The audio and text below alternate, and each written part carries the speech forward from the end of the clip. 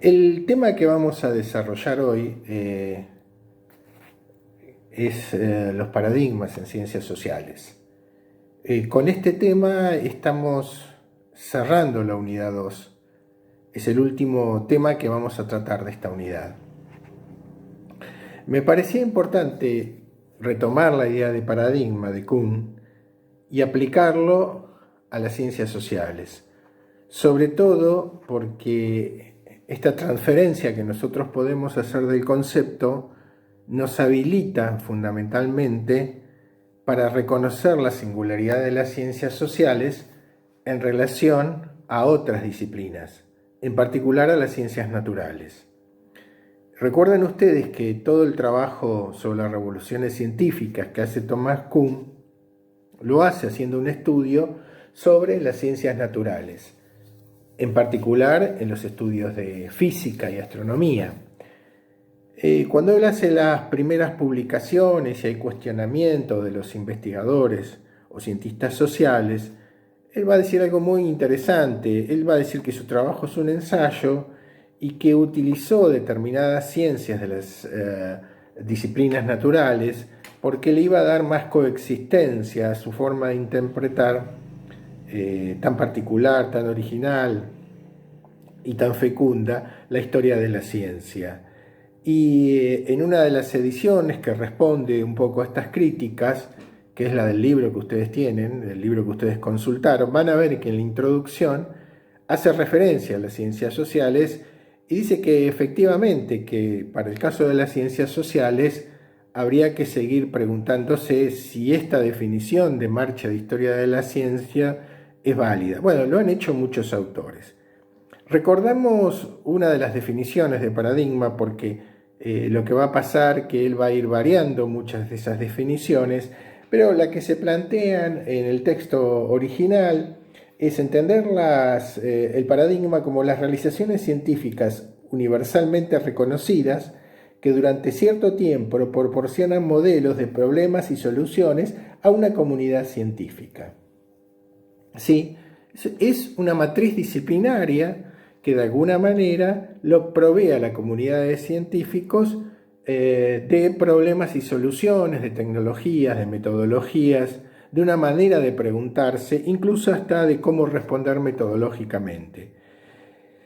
Fundamentalmente, para este apartado que vamos a tratar hoy, hemos visto los textos de metodología cualitativa de Basilachis de Cialdino, que están en la bibliografía, y a partir de la lectura de paradigma van a ir marcando una serie de diferencias teóricas y van a sugerir un camino práctico de investigación. Vamos a hablar sucintamente de los tres paradigmas principales en ciencias sociales que toman estos autores, que son el paradigma positivista, de la cual hemos hablado, no mucho, el paradigma comprensivista o de la interpretación, de la cual nos hemos extendido un poco más, y del paradigma marxista, sobre el cual no hemos hablado todavía. Lo que les quiero decir fundamentalmente que sobre estos tres paradigmas vamos a volver. La idea que tenemos en la cátedra es volver sobre estos tres paradigmas en las unidades específicas de geografía, porque vamos a ver que entre las ciencias sociales y la geografía se da un diálogo singular que determinan ciertas escuelas o ciertas corrientes o ciertas maneras de ver la ciencia típicas de la geografía. Si uno piensa en el paradigma interpretativo, comprensivista, lo va a asociar más a la escuela regional. El paradigma positivista, donde la preocupación parece ser medir y cuantificar y establecer leyes, al igual que en las ciencias naturales, me refiero al paradigma positivista en las ciencias sociales, va a estar más relacionado con una geografía teorética. Y el paradigma marxista, sin duda, va a ser el que va a alimentar dentro de los desarrollos posteriores de los paradigmas las geografías marxistas las geografías radicales son marxistas en toda su dimensión, ¿sí? Estos tres paradigmas principales tuvieron a sus mentores, ¿sí? En el caso del marxista, bueno, por supuesto Carlos Marx y todo el desarrollo de la cultura marxista que ha sido muy rica en el pensamiento europeo, norteamericano y latinoamericano. El paradigma positivista de Augusto Comte y sobre todo de Emile Durkheim, que después tuvo desarrollos muy importantes en la escuela funcionalista sociológica norteamericana, ¿sí? De los cuales hemos hecho algún uso cuando hicimos al principio del planteo de la presentación de la cátedra en la unidad 1, pensamos la evolución de las ciencias, ¿sí? A través de la historia del pensamiento científico, y el paradigma comprensivista, que sí hemos desarrollado un poco más cuando hablamos al principio de esta unidad de las ciencias sociales y lo tomamos como importante referente. Entonces, cada uno de estos tres paradigmas, de alguna manera vamos a hacer una introducción a ellos cuando hablemos del diálogo que se estableció con las distintas corrientes geográficas. Por supuesto que va a ser una introducción. Aquel que tiene mucho más interés en afirmarse y en estudiar un poquito más sobre estos tiene la bibliografía del caso, ¿sí? Pero me parece que lo más interesante es plantear cómo los geógrafos en sus distintas escuelas tomaron metodologías, perspectivas, términos teóricos, formas de entender la realidad de cada uno de esos paradigmas, ¿sí?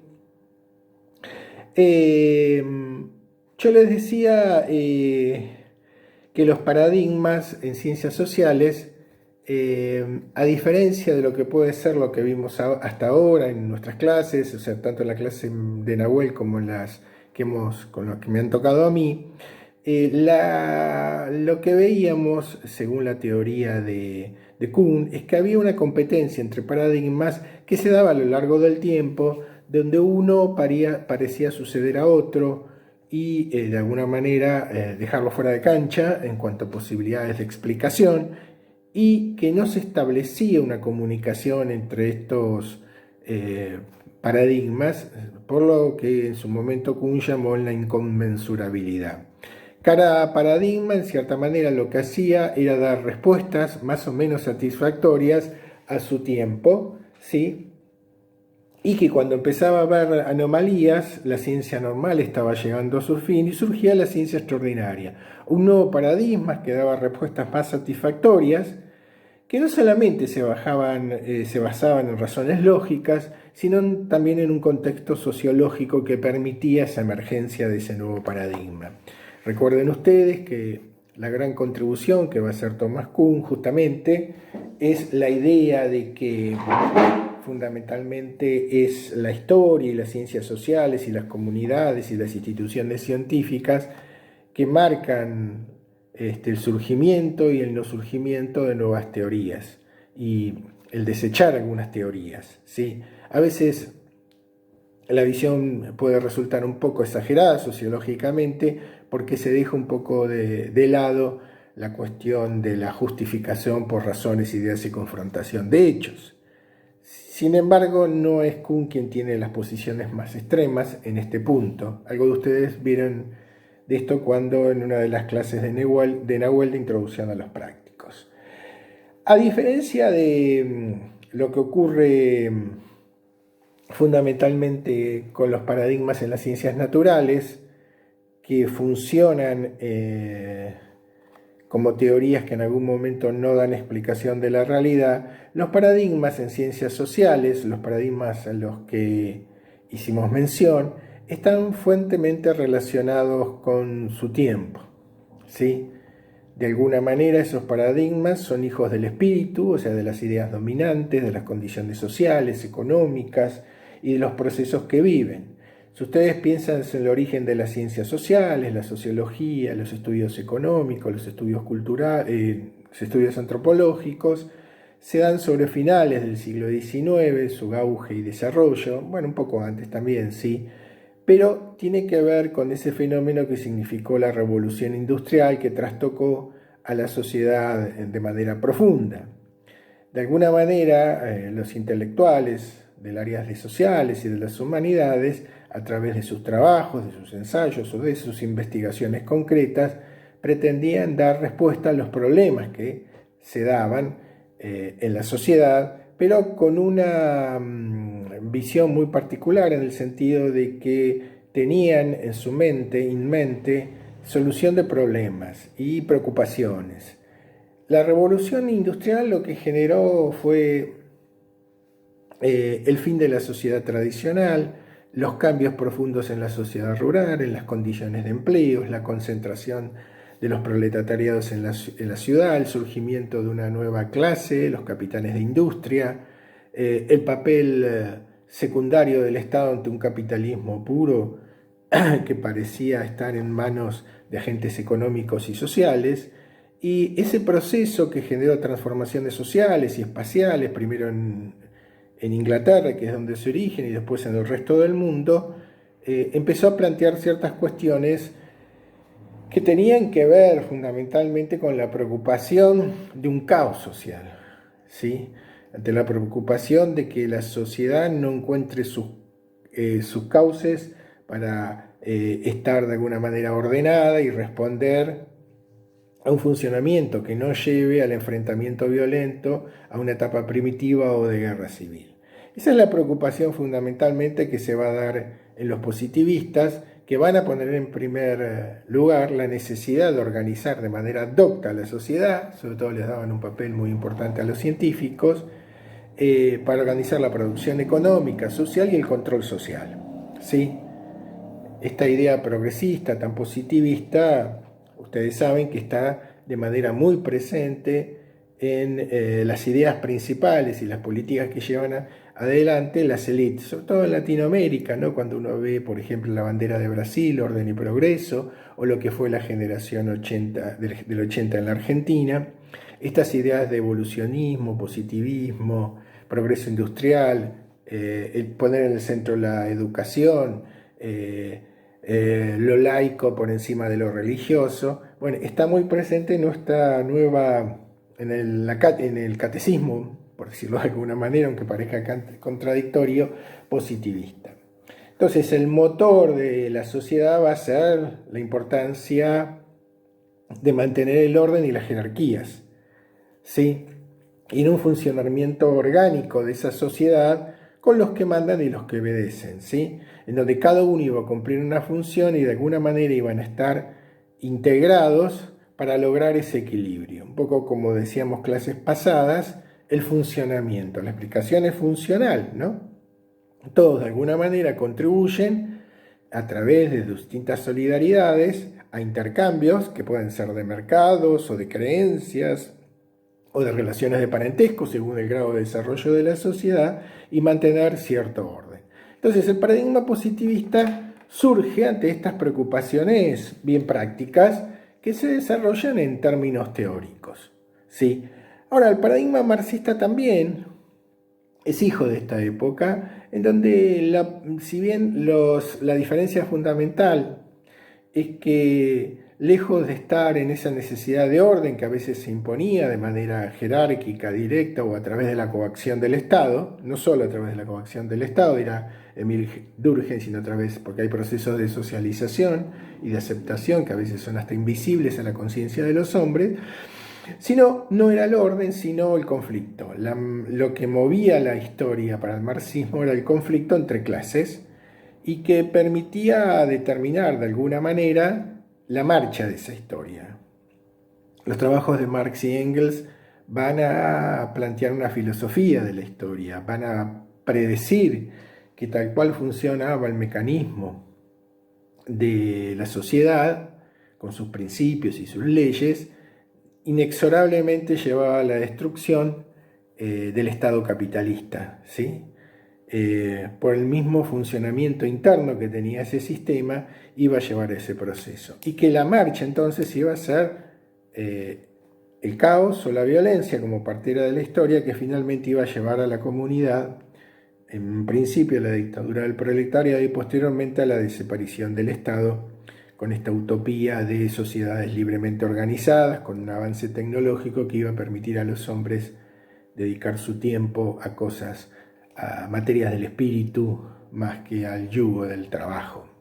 Entonces, en un caso, los dos paradigmas tienen una conexión interna muy importante con el momento histórico que vieron a la luz. Y esa es la diferencia central de lo que pueden ser cuando hablamos de las ciencias naturales, en el caso que hablamos de las ciencias sociales. Dicho esto, También podemos hablar, por supuesto, que me estaba olvidando del paradigma comprensivista, como habíamos dicho, que se da en la transición, su producción entre el siglo XIX y XX, y de alguna manera es una respuesta y una reivindicación de la singularidad de las ciencias sociales que escapaban a estos modelos de explicación legales o funcionalistas, ¿no? Por la necesidad de explicar la acción social en su pleno significado, que es como recobrar los antecedentes que había sobre los estudios de filosofía y de la subjetividad que ya habían hecho con anterioridad, y otra manera de comprender el momento histórico. Entonces hay una conexión muy fuerte, es difícil no entender los paradigmas de ciencias sociales si no se los relaciona con su tiempo. Ahora, hay algo que es muy importante, que es, si bien nosotros hasta acá hemos hecho una introducción breve a esos paradigmas en ciencias sociales, con los cuidados que no es la definición pura de Thomas Kuhn, que es lo siguiente, ¿no? Los autores, si ustedes leen los dos libritos, en uno van a ver que hay una propuesta teórica y en el otro lo que fue el ejercicio y la llevada a campo de esa propuesta teórica metodológica. Estos autores, que son estos sociólogos, esos dos libritos del Centro Editor de América Latina, van a plantear, más allá del estudio histórico y de hablar de los paradigmas y cómo unos están más o menos consolidados que otros, van a hablar de la necesidad de triangular las investigaciones, ¿sí? En este caso particular, lo que ellos van a decir, bueno, en realidad dos cosas. Van a hacer una defensa de la heterogeneidad de paradigmas, en el sentido de que, a diferencia de lo que ocurre en las ciencias naturales, en las ciencias sociales, los paradigmas coexisten y compiten entre ellos, ¿sí? Lo hacen en un mismo momento. No hay, en realidad, no se puede plantear que un paradigma destrona a otro, ¿no? Como podría plantearse entre Copérnico y Ptolomeo con respecto a las dos teorías que tenían con respecto al funcionamiento del sistema solar y del universo, sino que estos paradigmas coexisten. Ciertamente, si uno analiza las distintas disciplinas, probablemente lo que va a encontrar es que en distintos momentos históricos prevalecieron unos sobre otros en las instituciones, miradas en particular. Pero estos autores lo que van a decir que en general tiende a haber una coexistencia de escuelas, instituciones, entidades y comunidades, y que es muy bueno porque, de existir un solo paradigma, probablemente lo que amparía esta visión única sería algún tipo de sistema totalitario, ¿sí? Lo cual es bastante interesante como para pensarlo. Entonces, lo ven en términos positivos. Ahora, no es solamente en ver los términos positivos esta cuestión, sino que hay un aspecto que tiene que ver con la práctica de investigación concreta. Con una visión bastante posmoderna de no encerrarse solamente en un marco teórico o metodológico, ellos dicen que es posible plantear proyectos de investigación donde se pueden triangular los distintos métodos, objetivos y técnicas de investigación provenientes de distintas disciplinas. Es decir, podemos utilizar una visión marxista, pero a la vez podemos usar fuertemente instrumentos del positivismo, ¿no?